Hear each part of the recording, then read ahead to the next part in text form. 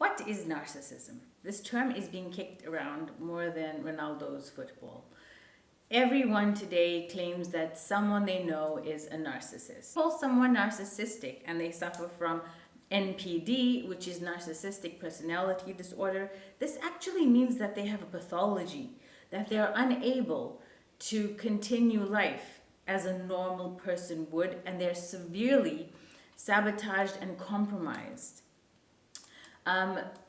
In the American Diagnostics for Mental Illness, called the DSM-5, narcissistic personality disorder falls under the cluster B of disorders, which are all pathologies of some of the most harmful people on earth.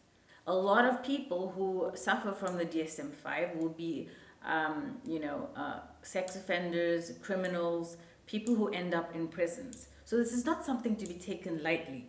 This is a psychiatric illness. This is a diagnosable illness that is a mental issue, which you cannot be throwing this term around and just calling every Tom, Dick, and Harry and Mary a narcissist, because there's something called having narcissistic tendencies, and there's actual narcissistic personality disorder, which is an actual problem that severely inhibits the social functioning, the cognitive abilities of a narcissist. Now, is narcissism a bad thing? Do we all have it? Can everyone be a narcissist? Is it healthy? Is it unhealthy? So, first of all, where does this word come from? Narcissism comes from the Greek mythology character called Narcissus.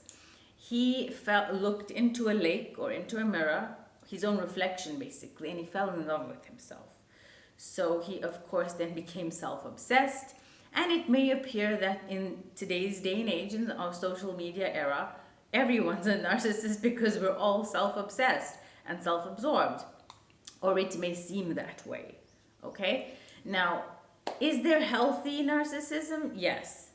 We all need a level of narcissism in order to have confidence, in order to have self-esteem, in order to dress up and take care of yourself and groom yourself, in order to look after your image and your health and your appearance, in order to be happy for the success of others because you've attained your own success. You need a level of healthy narcissism to achieve your goals. You need a healthy level of narcissism which extends into confidence and self-esteem in order to function, to achieve, to succeed, to progress, to reach for the stars. You need to have a level of healthy narcissism. This means that you do not lack empathy, that you feel the pain of others, that you want success for other people, that you do not see yourself as individualistic and that you're the only important person in your life and that you don't care about what other people go through and you're willing to make them suffer in order to get to your goals. That now borders into unhealthy narcissism. So I will show you the spectrum that we're on. Okay, so if you were to look here, you will see the spectrum. So if narcissism was a spectrum, here you have plus and here you have minus. Over here you have very little. This is like zero self-esteem. Okay? Zero confidence, zero self-esteem, zero narcissistic capability. As you go up, you get healthy, then you get confident and high self-esteem, and then you reach a peak where you're really charismatic. Now, when you start to go downhill is when the slope takes a turn and it falls into a pathology. Here you have the pathology which can be malignant, covert narcissism.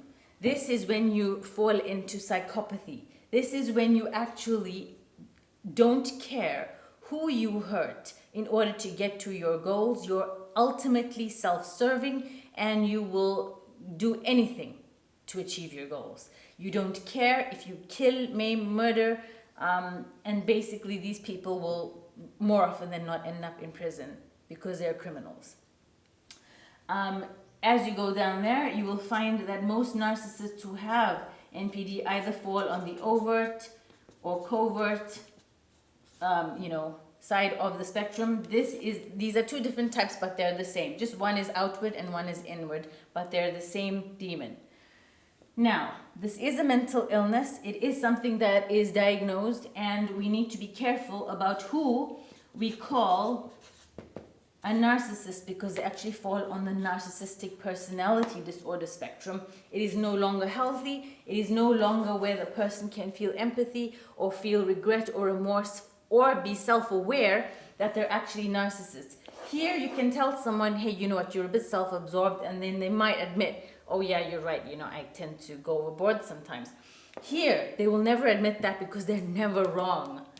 This side of the spectrum is never wrong. They don't see any problem or issue with hurting and harming other people and showing a lack of empathy for their abuse and for the way that they treat people. So that is basically, in a nutshell, the spectrum. So there's healthy narcissism, there's unhealthy narcissism, and even here, there's levels on the spectrum of narcissism that is the disorder. So you have people here, but there's different levels to how crazy it can get.